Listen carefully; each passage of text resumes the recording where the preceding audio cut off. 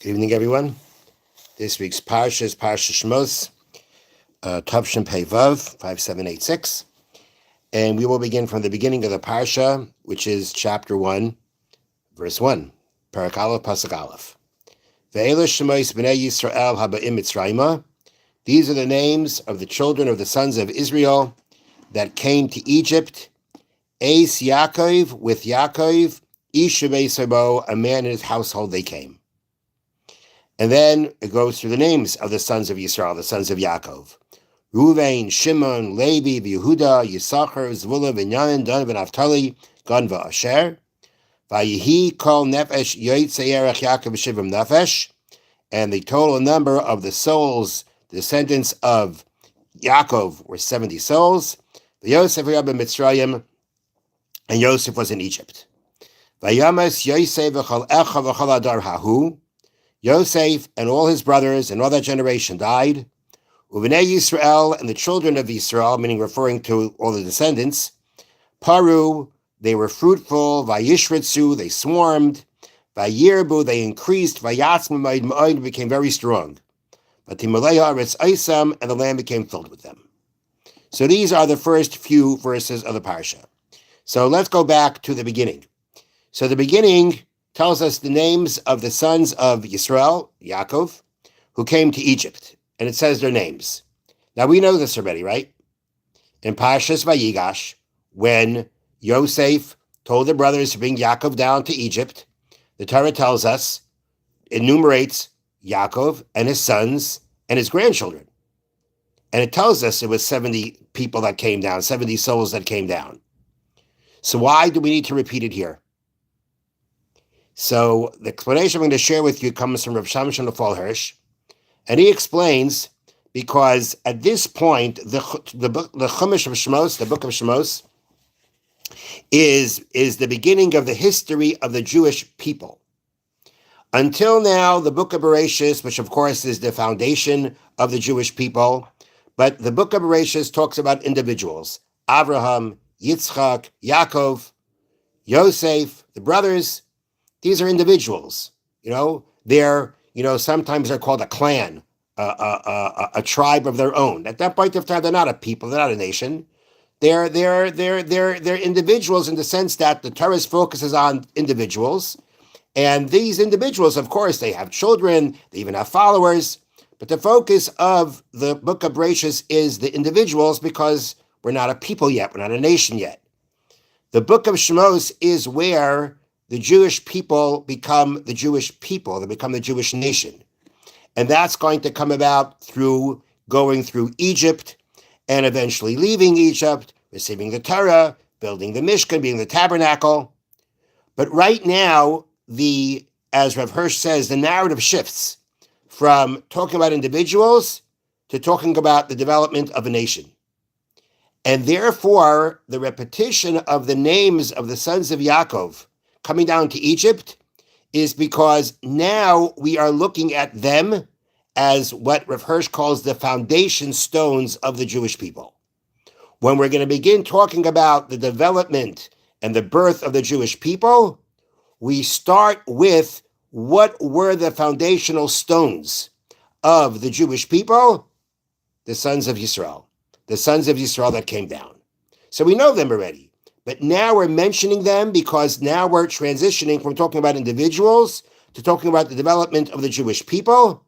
And therefore, we repeat their names again of their coming down to Egypt as 70 souls, because now we are looking at them or starting with them as the foundation stones of the Jewish people. Rav Hirsch points out that the pasuk says, the first verse says, these are the names of the sons of Yisrael who came to Egypt. And then he focuses on the last part of the pasuk, which he says that brings out a very important principle. And those words are Eis Yaakov Ish Ubeisai Ba'u, which is translated as with Yaakov, or a man in his household, they came with Yaakov. Now, what is the point there?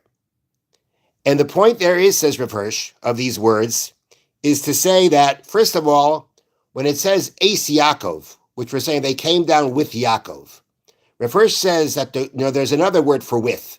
you want to say they came with Yaakov. That's the word im, ayin mem, also means with. If you use the word es to try to convey with, that means it's a very strong with. It's a very strong bond. They're coming, when they came to Egypt, they came with Yaakov. That meant that they came with a very strong bond with Yaakov. And he explains like this. It says, Ish ubeso bo'u, a man in his household came. That means that by the time the sons of Yaakov came down to Egypt, they had their own household. They were adults, they married, they had children. Each one was no more just Yaakov's son. They had their own household, they had their own family, they had their own household. Each one with his own individual characteristics. But even though each one was on their own, a family, a household on their own, they were im Yaakov, they were with Yaakov. They always saw themselves connected and being the continuity of Yaakov. Is this strong in Hebrew? Yeah. This word es. To say es means im with, means a very strong with. The translation is It's same thing, but the Hebrew means has a more of a connotation. That's why as we spoke about the Lashon HaKodesh, the holy language of the Torah, right, has a lot more has a lot of depth to it. It's not just the translation. Now, and this is how I'm going to read to you how he says it. This is the heart and soul of the family. Each son builds his own home as a branch of his parents' home, and every father lives on in his children and grandchildren. Parents with their children and children with their parents, knit together and united forever. This is the root of Israel's eternal flowering. Herein lies the secret of the eternity of the Jewish people. This is from? Excuse me? You read it from what? Rav Hirsch's commentary. Okay? So he's saying that, this is how to look at a man in his household. The parents raise the child. The child is meant to have their own household, but that household is meant to be a continuity of the parents. And the parents live on in that household. And when the Torah says that the sons of Yaakov came down to Egypt, a man in his household with Yaakov, that means when they came down, this is something they always knew. This is something that was always part of them. It was always part of them that what they're going to be is, they're going to have their own household, but it will always be a continuity of their father. They would always see themselves as coming from one stem, one source, one root, their father. And that is what is crucial for being able to build the Jewish people. Because the Jewish people are not built, says Rav Hirsch, from the top. You have a leadership, they create some kind of ideas, and everybody just follows. The Torah, the Jewish people are a people that are a people. They are a system of the family. The family is crucial because the family is what guarantees the continuity of the Jewish people. And when Yaakov and his sons, that we said, are the foundation stones of the Jewish people, they understood that being the foundation of the Jewish people means that they will have their own households, their own unique characteristics, but they will be with their father. Their father will always be part of their family.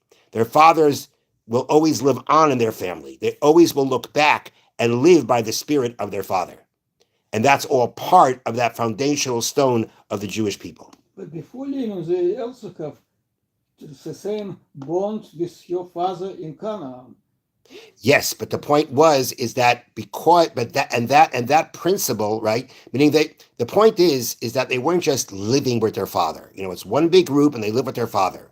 The point is they always understood that they have to carry on the legacy of their father. That even when they become independent, so to speak, even though they become leaders of their own home, they will always be a continuity of their father. And yes, they understood that in Canaan, but they understood that because they understood the importance of it in regard to the legacy, the future of the Jewish people, and that's what they brought with them to Mitzrayim, to Egypt. You need to make Jewish people need to go to Mitzrayim is That's a separate discussion. But yes, they did. That's a separate discussion. Yes, they did. Like I said, that's a separate discussion. Yes, they needed to go to Mitzrayim first before they become the Jewish people. But when they came down, they understood who they were, what they needed to be, and that's why they could be the foundation of the Jewish people. Now, after that, the Torah says, in Pasuk, then the Torah says their names, and in Pasuk Hey, verse 5, it says, Vayi kol nefesh yotzei erech Yaakov, and it was all the soul. Now, again, look at the word here again. If you translate it literally, the word nefesh means soul. In Hebrew, the word nefesh is soul, singular. If you want to say plural, the word would be nefashos. But we know that there are a number of examples in the Torah where the Torah uses a singular form to talk about the plural. But when the Torah does that, there's a reason for it.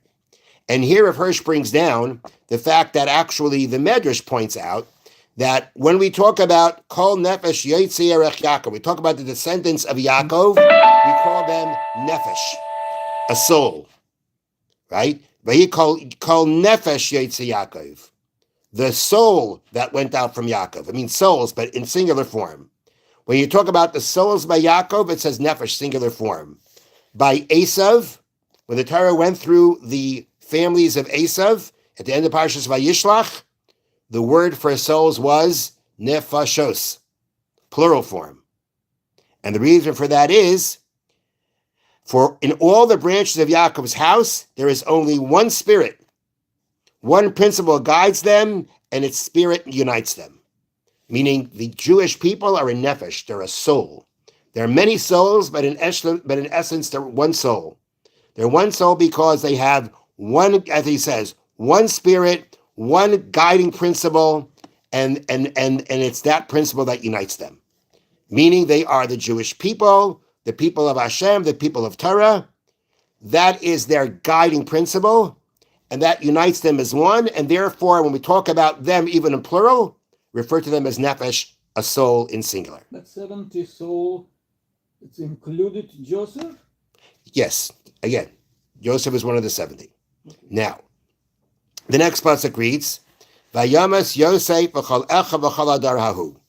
Yosef and his brothers and all that generation died. And then it says, Uvnei Yisrael paru vayishritzu vayiru v'yatzmaid ma'id. And the Jewish people were fruitful, they had numerous births, they became very strong and increased in great number.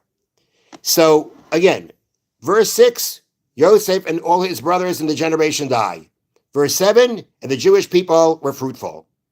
Is there a connection between these two verses? Is there some kind of a continuity between them? Or is it just like, we're laying things out? These are the names of who came down, they died, and the Jewish people multiplied. But no connection between the two verses. So the answer to that, we could actually see, I'm going to share with you two explanations in which there is a flow, there is a continuity between them. And that is that there is a medrash that says like this, on the pasuk that reads, and Yosef and all his brothers died. This teaches us, shekol zman sheyechad mehem kayim, as long as any one of them, meaning Yosef, his brothers, the first generation that came down, as long as they were alive, the Egyptians did not enslave the Jewish people. When did the enslavement begin? It began once everybody from that first generation died. And then Pasuk says, and Bnei Yisrael were fruitful, even though Yosef and his brothers died, Elohim loimes, their God did not die. Elo Bnei Yisrael para vayishritzu, but rather the Jewish people were fruitful and they multiplied. So according to this medrash, there's a connection. The connection is Yosef died, and that whole generation died. With that came the enslavement, and even so, the Jewish people still multiplied. Now, the commentary of Eitz Yosef explains like this. The pasuk Zion, that says they multiplied. It means they multiplied. There's a medrash that says they really multiplied, a tremendous amount. But if you learn that multiplied means they multiplied, they started off at 70 people, they spread out, they had children, they multiplied, good. So the point of the Medrash is that, when Yosef's alive, and Joseph's alive. So it makes sense then that the Jewish people should be able to multiply because Yosef takes care of them. Not only that, as long as Yosef and that first generation are alive, they're not enslaved. If they're not enslaved, Yosef's going to first of all, Yosef was going to take care of them. Then even after Yosef died, there was no enslavement. So you can multiply. You can have families, you can multiply. But once you become a slave, it's much harder to do. And actually, that was part of Paro's original plan. Paro's original plan was that by enslaving them, we won't let them multiply so much. They won't be able to have such big families. And the Torah says it still didn't work. They still had it. So according to the Medrash, the Pasuk is saying that even though Yosef and his brothers died, even though the enslavement began, nonetheless, the Jewish people multiplied. Because typically, if you're enslaved, that's not going to happen. Here by the Jewish people, it still happened. Why? Because the Medrash says, even though Yosef and his brothers died, but Hashem didn't die. And as the commentaries explain, Hashem promised Yaakov, when he first went down with his family to Egypt, Hashem promised Yaakov that the wording is, Ki l'goy gadol asim chasham. I'll make you there for a great people. Hashem promised Yaakov, when you go down there, I'll make you a great people, a great nation. And therefore, because of Hashem's promise, that's why the Jewish people, even under conditions they shouldn't have multiplied, they still did. So the connection between the Psukim are, according to this, that Yosef and his brothers died, but while they were alive, there was no enslavement. No enslavement makes plenty of sense to be able to multiply, to grow. But after they died and the enslavement began, that shouldn't have happened. They shouldn't have been able to have grown so much. Nonetheless, says the Pasuk, Yosef died, and still, Bnei Yisrael paru vayishrisu, the Jewish people multiplied, and they became a great people because of the promise Hashem said to Yaakov. But means this multiply even after slaving? Yes. That's what the Medrash is saying according to Eitz Yosef, and the truth is, realizing it later on, the Torah itself says it, because it says. Next time we talk about something new. It talks about when the enslavement begins, and in Pasuk Yud Beis, verse 12, it reads, "V'chashayanu oisai ken yirbe v'chein yitzraitz." But the more they afflicted them, the more they multiplied and spread. That's Pasuk Yud Beis, verse 12. So actually, it's interesting. Just realize that the Torah here says it. According to this, why does it have to say it here also? Not sure.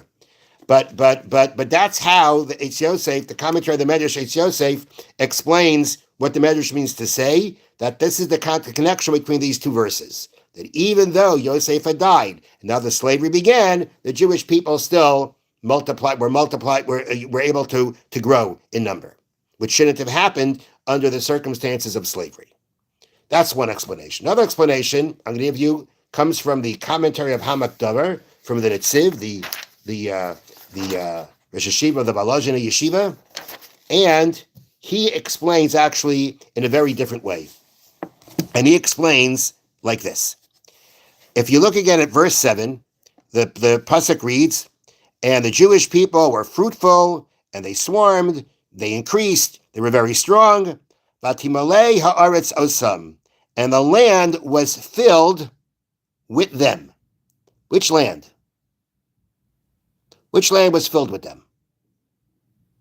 Goshen. So you say Goshen, which is where they lived.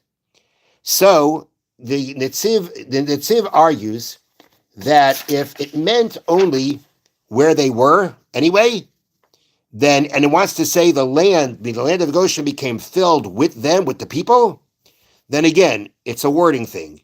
Instead of saying Osam, it should say mayhem, from them. That's what he's saying. If you want to say that the earth, that because they increased, the land became filled, we say it in English, with them, the wording should have been from them, which means like because of them. The fact that it says, and the land filled them, means to say, says the Netziv, that the land became full of them, which means that the Jewish people started, instead of just staying in Goshen, they started spreading out. And even though Yaakov wanted them specifically to live in Goshen, because he didn't want them together with the Egyptians. But nonetheless, at some point this happened. When did it happen?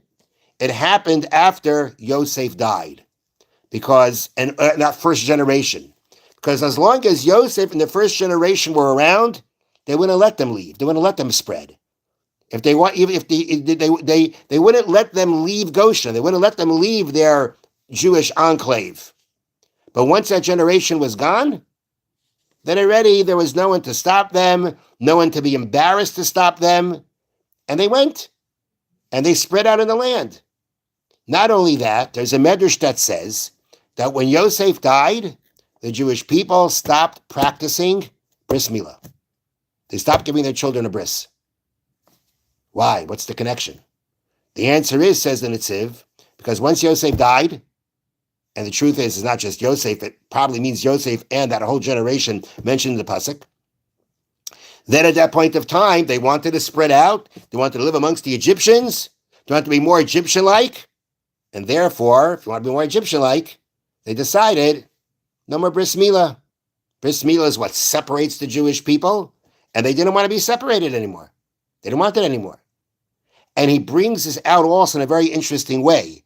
And that is that, we talk about when Makas Becharis, when the first smiting of the firstborn took place. So it says, Hashem Pasach al Batei B'nai Yisrael. He skipped over the houses of the Jewish people. What do you mean he skipped over? Skipped over sounds like you have an Egyptian house, right? You skip over the Jewish people and go to the next Egyptian house. If the point is that, the Jews are in Goshen and there's no Jews over here, so you're skipping them, you're not going to them, they're not touching them, but jumping over them, skipping over them. So he says what that means is his point. The pasuk is talking about skipping over because there were Jews living amongst the Egyptians. Wow, that's good. There were Jews living amongst the Egyptians. And therefore, it was necessary to pass over the Jewish homes. But this was a problem. The fact that the Jewish people now were spreading out and wanted to become more Egyptian, that was problematic. And therefore, what happened, and this is a pasuk in Tehillim, in the book of Psalms, Hafach libam lisna yisam. Hashem turned their hearts to hate them. The Egyptians didn't have problems with the Jewish people right away. But the whole change of attitude that came about, Hashem orchestrated, because once they decided to start spreading out, once they wanted to become more Egyptian-like, what happens then? Then Hashem makes their hearts of the Egyptians turn. Then they become our enemies. That makes sure that we don't become part of them. That keeps us separate from them. It teaches us the lesson not to try to assimilate with them. And then Netziv says this is something this is a theme that he has, that whenever the Jewish people are trying to break out and trying to become more like the nations of the world, that's when they turn on us. It means the more you spread, the more lower level you are. That's what can happen. That's what can happen. The generation before leaving, they were just like lowest level. They were the slaves. And eventually Hashem took them out from that. But what the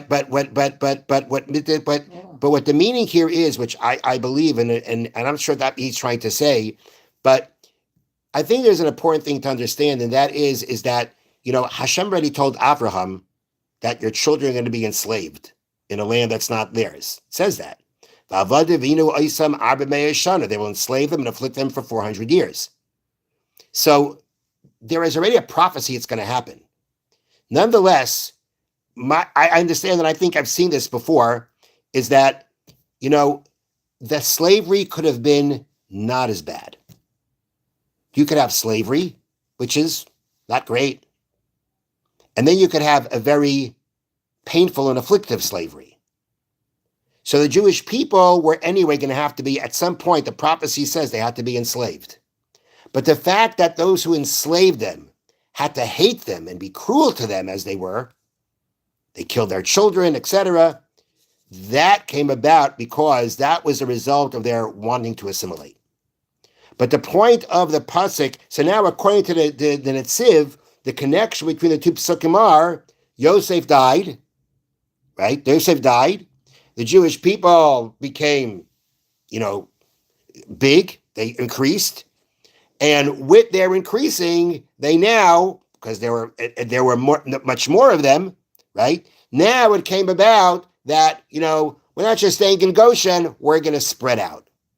We're going to go ahead and live amongst the others. And that was a problem because what Yaakov wanted for them not to spread out, instead, this is what was happening.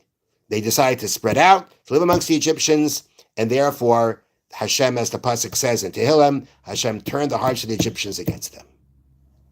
Thank you for listening. Have a wonderful evening.